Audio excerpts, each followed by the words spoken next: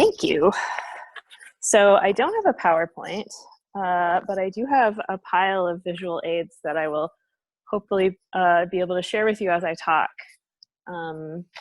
Let me adjust the lighting in my room for a sec so that I don't keep disappearing into my background. Okay. Got my presentation, got my zines. Here we go. Red leather and danger. Pro wrestling feelings. The atomic elbow. Girl wrestling fan, will you marry me? These are all the names of some examples of pro wrestling zines. A zine is a self-published or independently published pamphlet, magazine, or small book. They can be about anything, though some common genres are fandom, music, autobiography, politics, and art. I've been a zinester, or a person who makes zines, since 2006, and I also read them and avidly and collect them. I came into wrestling zine culture in 2015 as both a new wrestling fan, a longtime cartoonist and zine creator, and a professor of technical communication and professional writing. I want to answer the question, why are wrestling zines popular now when many other forms of communication and expression are faster, more easily accessible, cheaper, or more quote-unquote professional looking? Now, let me put scare quotes around the word professional because most of the wrestling zines in my collection have high production values as far as these things go. Many are photocopied with a cover printed on color paper, and some are even printed via risograph, a format that's a cross between screen printing and photocopying that prints one vibrant color at a time. But very few of them are glossy. Zines or fanzines are unauthorized cultural production. They have the freedom to criticize, transform, or remix official wrestling content, knowledge, narrative, and authority, whether this means imagining Dean Ambrose getting married to Bigfoot, the plot of Dean Ambrose, Bigfoot Lover by M.K. Harkness. The virtual background doesn't like my visual aids. Or collecting stories of women wrestling fans and their experiences of alienation, sexual harassment, or friction within wrestling fandom, one of the main thrusts of the Girl Wrestling Fan, Will You Marry Me series, created and edited by Kate Foray, which is up to 5 issues now. I love zines, and I teach the format whenever I can, whether I can justify using it in one of the college classes I teach or in workshops outside the university where I teach comics to teenagers. And it is killing me that for now, all of these workshops are on hold because of the pandemic. Something about the material format of the zine is like live wrestling. It's a different experience because it's physical.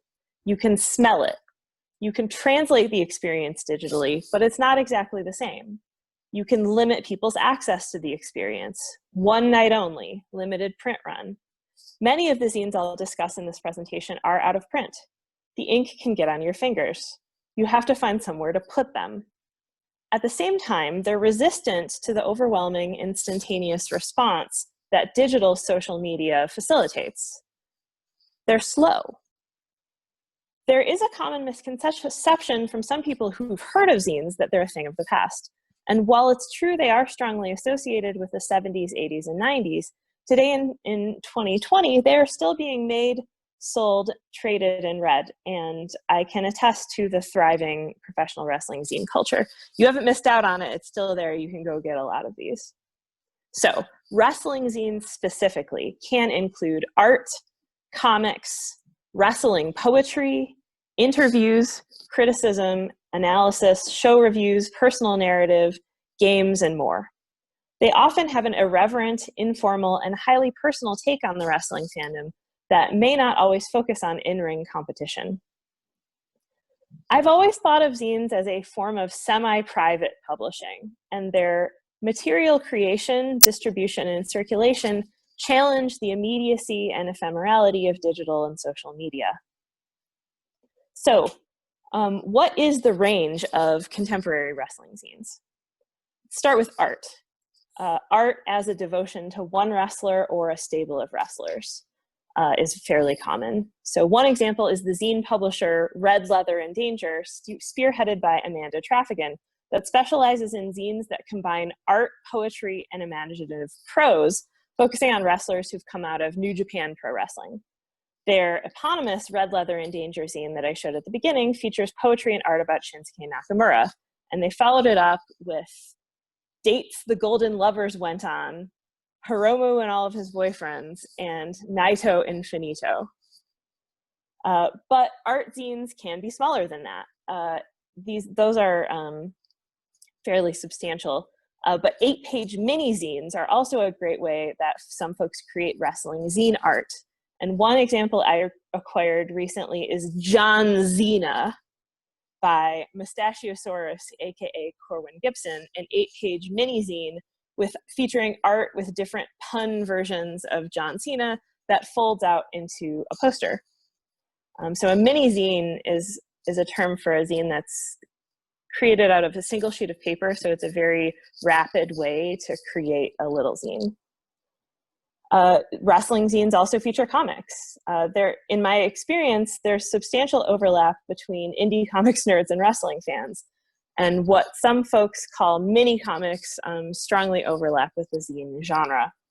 And one particularly prolific maker of wrestling zine comics is MS Harkness, who I mentioned earlier, a professional cartoonist and illustrator out of the Minneapolis area. She has a graphic memoir out with Uncivilized Books called Tinderella, but she's done several wrestling zines, several featuring imaginative takes on Dean Ambrose, some featuring art about wrestlers in the Midwest, where she is from, and then some review comics about Raw and SmackDown.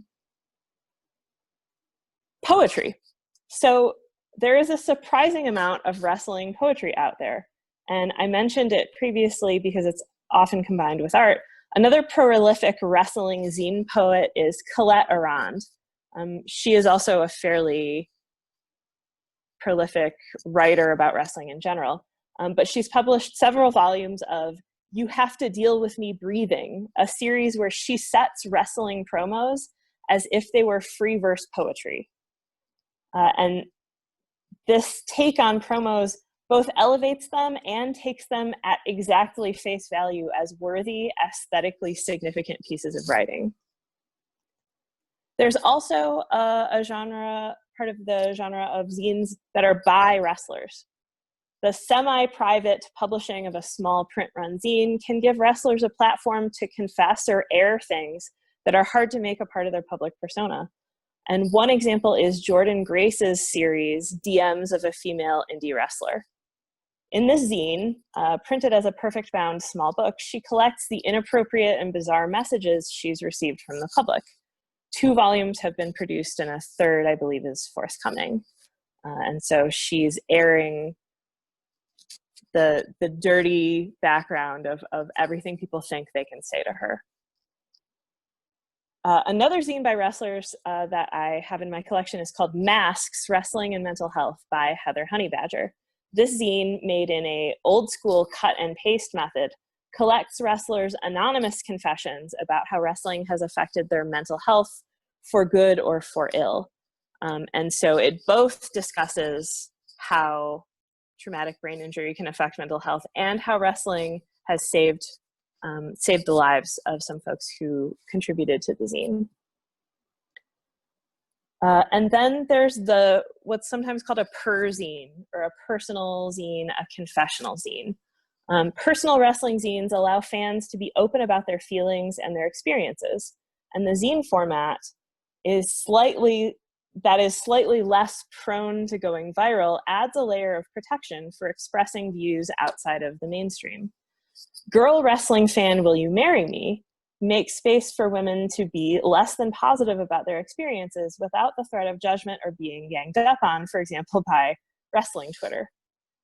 That this anthology allows people to tell their stories in all kinds of ways, in a slow way.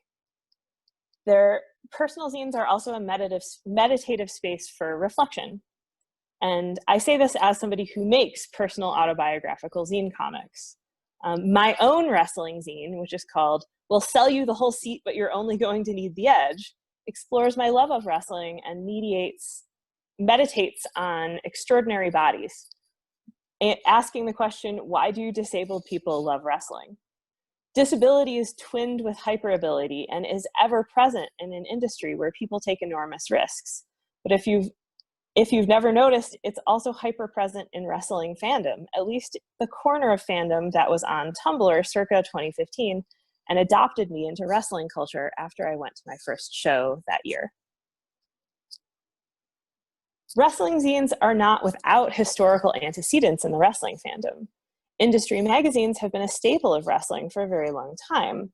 However, covering wrestling journalistically is a less central feature of wrestling zine culture. There are zines that do this, but they're just as likely to be imaginative riffs as they are factual. Factual reporting is timely, and zines may not be.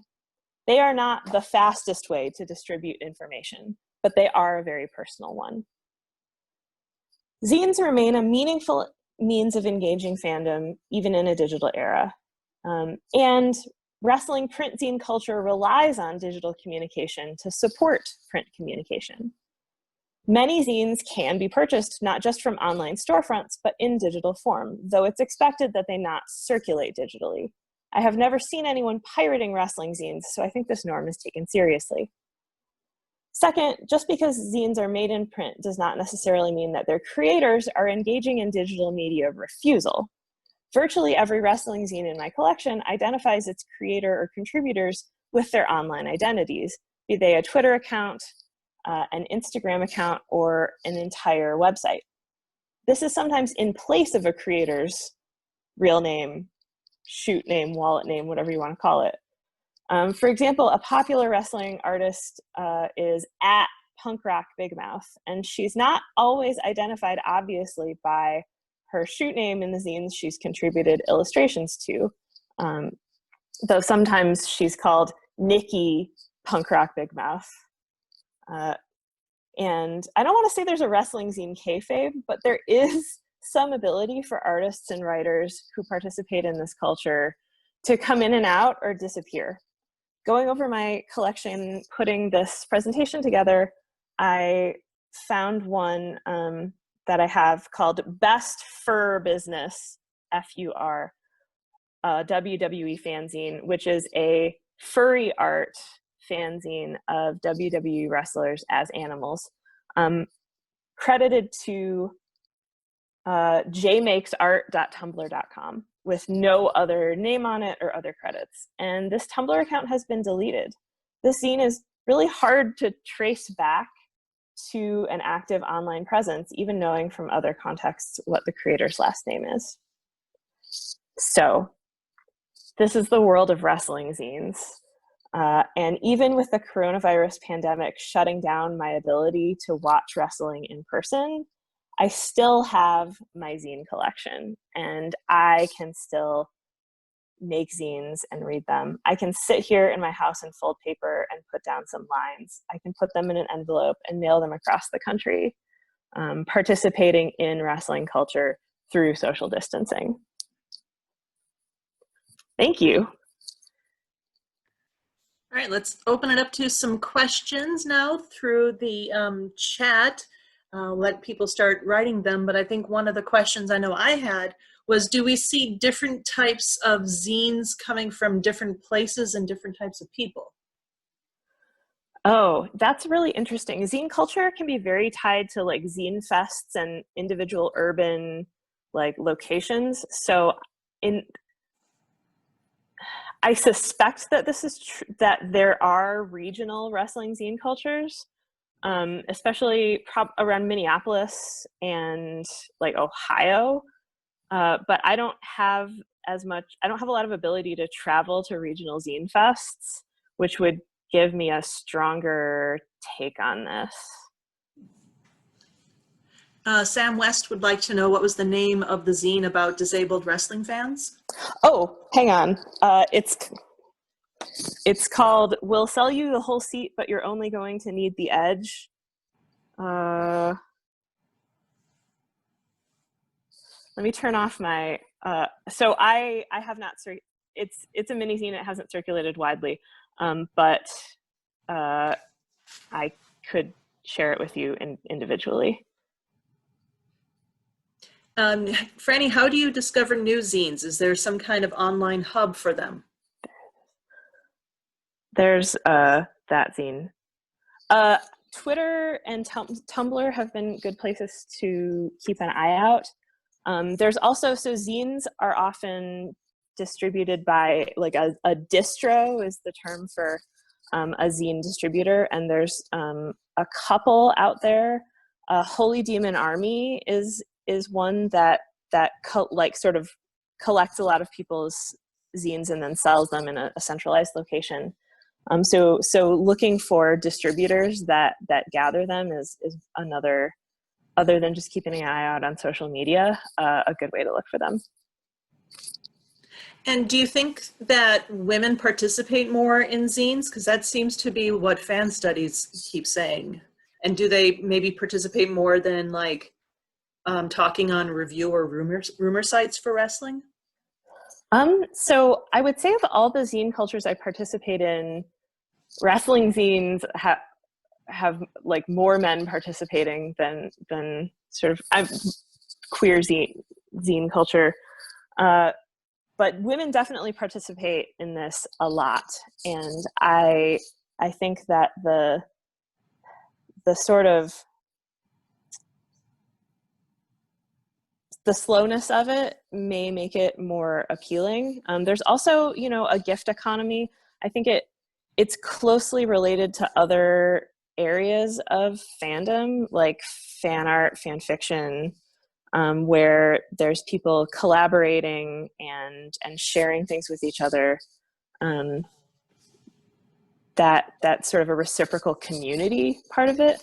And you can see that especially in the collaborative wrestling zines. So the Red Leather and Danger ones, the ones that solicit contributions, there's a lot of like communal work and sharing going on there. Do the people who make the fanzines, do they ever give the zines to the wrestlers if they meet them in person? Do you know? Yes. I don't. So I would probably say the one where Dean Ambrose marries Bigfoot. I doubt MK Harkness gave that one to Dean Ambrose, but the New Japan ones, and some of these other ones, I can say for sure they've been given to the wrestlers they're about. And actually, the Shinsuke Nakamura one got permission from him to use pictures from his Instagram in the zine. That's interesting. What do you think this says also, especially with the wrestlers who are doing it? What do you think it says about the idea of the wrestler being a fan of wrestling? Well, okay, so there was an interesting circumstance, I don't remember how long ago it was, where there was a prolific wrestling fan artist who actually like came out as a wrestler, that she had been a wrestler for years, but was also participating in the fandom under a pseudonym. I think it was Fat Topla is her online handle. That's what Steve Hewitt just said, Topla. Yeah, she's a great artist. And so that this is happening, that there is crossover between people who are participating in indie wrestling, training as wrestlers, and participating in the fan culture. And sometimes when people cross over into actually like being involved in like the industry, they recede from some areas of like fan culture that don't mix well with knowing wrestlers in real life. But it's an interesting question, wrestlers as fans of wrestling participating in the fandom. I have to think more about that. And maybe one last question. There are like comics about professional wrestling. I'm thinking of like Headlocked. How do you see those relating to fanzines? Yeah, I think there's a continuum. So there's there's like officially authorized wrestling comics. There's like the WWE comics, and then there's high production value wrestling comics. I haven't read Headlocked, but there's other ones, and then those ones, if they're independently published, have some attributes of zines in being like unauthorized and by like the powers that be that can control wrestling narratives and companies, but they may have more levels of editing or a more complicated distribution chain. And then zine comics, if you're getting them, you're usually getting them directly from the person who made them. There's fewer people involved in the production. It's more likely to be one, maybe two people. So some wrestling comics have a lot in common with zines, but they don't all necessarily do. I haven't read Headlocked, so. Yeah, Headlocked is interesting because it is indie, but it has wrestlers, past wrestlers like Jerry Lawler, being involved with it. Cool. All right. Thank you, Franny.